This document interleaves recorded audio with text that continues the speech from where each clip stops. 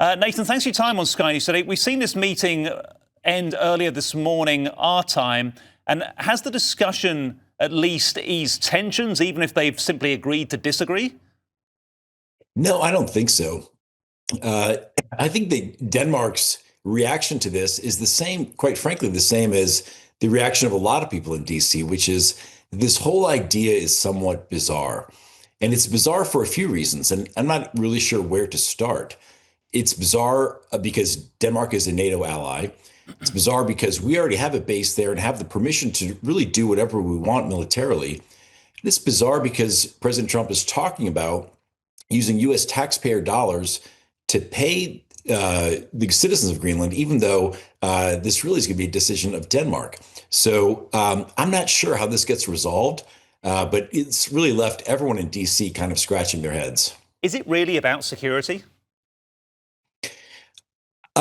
I don't think so, because we really have all the security guarantees that we need right now. We have a base there.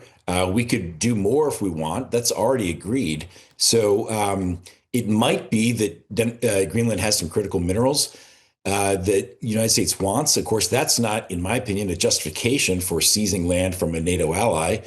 But it might also just be that this has kind of been in President Trump's head since his first term. And when something gets in his head, then he's committed to it. He sticks with it. He's like a dog with a bone, isn't he? Arguably, Iran, the most pressing concern for the White House right now. Donald Trump says the regime has told him it won't stage any executions. That helps him, doesn't it? Because any military action in Iran is far more complicated than it was in Venezuela. Absolutely. Military action in Iran is a major step forward, and it's really a major commitment of U.S. military forces. It's a major commitment of our country. One of the other differences, however, is that Iran is well known to the United States. Venezuela, less so. Most people in the United States don't really think about Venezuela.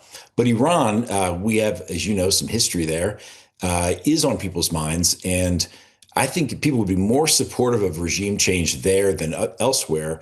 But nobody wants to see the U.S. military make a serious commitment of forces or the U.S. to get involved in some sort of prolonged conflict.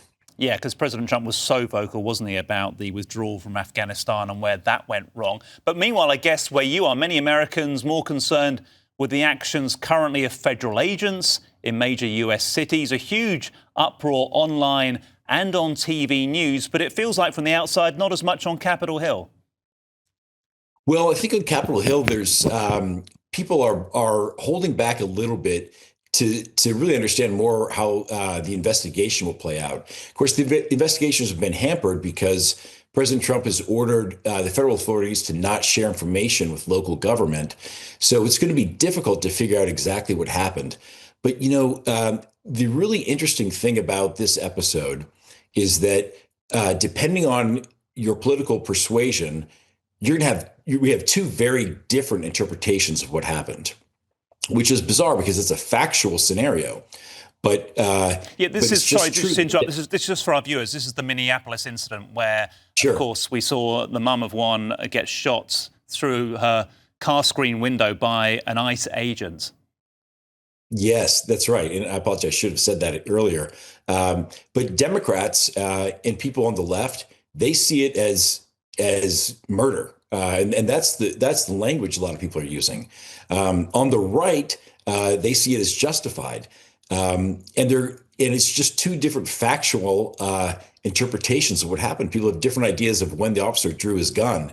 So I don't know how this gets resolved, but I can tell you that Democrats do feel a little bit in a bind because years ago, you might remember there was a big push on the left to defund the police. And that really came back to bite the Democrats. Democrats now look back on that and think that was the left taking them to a place that's a little bit crazy.